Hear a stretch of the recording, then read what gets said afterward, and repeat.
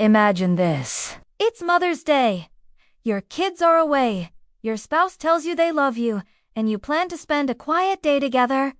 But by sunset, you vanish, and your family's perfect picture cracks wide open. What if the very person who promised to protect you was the one you needed protection from? Pause, building tension. This is the chilling story of Suzanne Morphew and how a desperate cry for freedom turned into one of the most haunting disappearances in America. If you've ever believed that no matter how dark things get, the truth always finds its way out, then hit that like button, subscribe, and buckle in. Because today's story isn't just about betrayal and heartbreak. It's about a fight for justice that refuses to stay buried. From the outside, the Morphew family seemed untouchable. Smiling family photos, mountain biking adventures, a beautiful Colorado home. Beneath, the husband was known as a tough, hard-working businessman, and Suzanne, the wife, was adored for her gentle, angel-like kindness. But behind that picture-perfect mask, cracks had already begun to form. Suzanne, once the smiling mother of two, was carrying a secret that would shatter everything.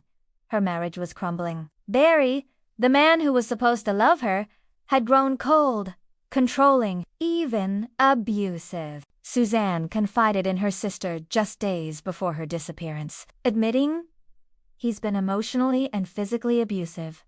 I feel more angry now, angry at what I've allowed." And then came May 10th, 2020. Mother's Day. Barry claimed it was a normal night, a peaceful dinner, laughter, even intimacy. He said Suzanne was asleep when he left early for work. But when her daughters away on a camping trip texted her Happy Mother's Day, there was no reply. A worried neighbor went searching. Her bike was missing. Hours later, it was found abandoned in a ravine, staged like a cruel prop in a nightmare. Her helmet, discovered tossed near a highway, as if discarded from a passing car. The police scoured the mountains. Helicopters thundered above.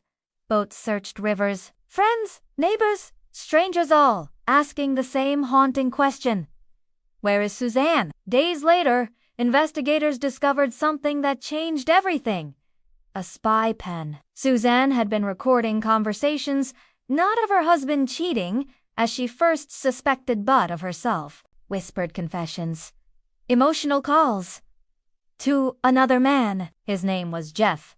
For nearly 2 years, Suzanne had been secretly talking to her high school sweetheart. He was her escape from Barry's control. They dreamed of leaving, even moving to Ecuador together. On May 9th, the day before Mother's Day, Suzanne texted Jeff, "I am just in love with you." It was her last known message. Minutes later, Barry's phone data showed him circling his property, his device pinging erratically. When asked, Barry gave the strangest alibi investigators had ever heard. "I was chasing chipmunks with a gun." Suzanne had already told Barry she was done. She wanted out. Divorce. Freedom.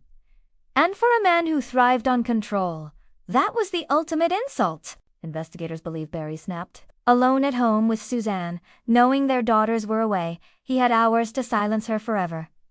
What followed was a web of lies and contradictions. His truck data showed movement at suspicious hours, doors opening and closing when he swore he was asleep, trips to multiple trash dumpsters across town, captured on surveillance, where he discarded unknown items, and when one of his co-workers stayed in the hotel room Barry had just vacated. He reported the room reeked of chlorine. Barry said he was just cheap and didn't like paying landfill fees. But who drives to 5 different trash cans on Mother's Day? Even without Suzanne's body, the evidence began to close in. Her last text, "I could care less what you're up to. We just need to figure this out civilly." Her secret recordings. Her bruising confessions to her sister. And then, Barry's own words, betraying him. He admitted to using illegal tranquilizer darts on deer something. Investigators believe he may have turned on his wife.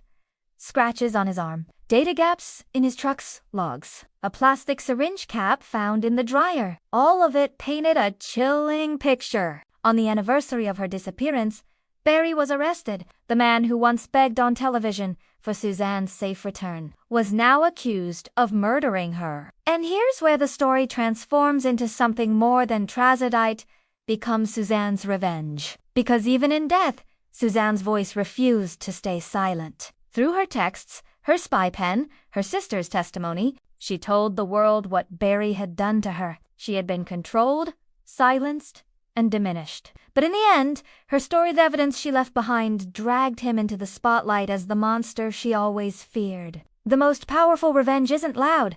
It doesn't always come in dramatic explosions. Sometimes it's quiet. It's the truth breaking through lies. Suzanne may not have lived to see it, but Barry's empire of control collapsed the moment her voice was unearthed. Her daughters, once shielded by his narrative, now had access to her real story. The public, once charmed by Barry's pleas, saw him for what he was, and the man who thought he had hunted and silenced his wife like an animal, now lives branded by suspicion, shackled to a name forever tied to betrayal, and haunted by a truth that will never stop hunting him. Suzanne Morphew's story is more than a true crime, 'cause it's a reminder. Secrets don't stay buried. Lies eventually rot away.